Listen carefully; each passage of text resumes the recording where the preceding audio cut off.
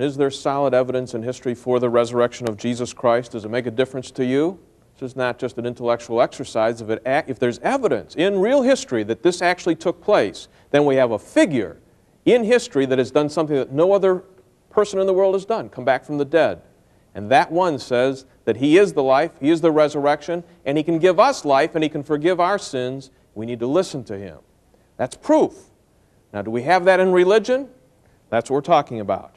And Mr. Nalen, you said in your article that Jesus' ministry apparently ended in failure. You gave about 5 reasons why. Jesus was doubted by His own family. They thought He was insane. Own disciples sometimes doubted Him because of His teachings. Some people withdrew from Him. Jesus' own neighbors in His own hometown rejected Him. I find it interesting that, that you didn't conclude what the documents conclude of why, though, in each case. Jesus was doubted by His own family. Yeah, if my brother said He was God, I'd have doubts too.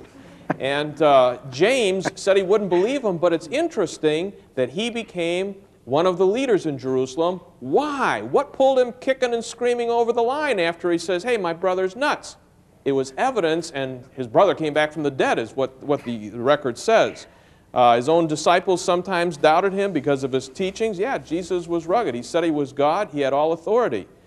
Jesus' neighbors in His own hometown, they liked Him, but they didn't like the fact that He kept on saying that He was God and was the fulfillment of the Old Testament prophecies.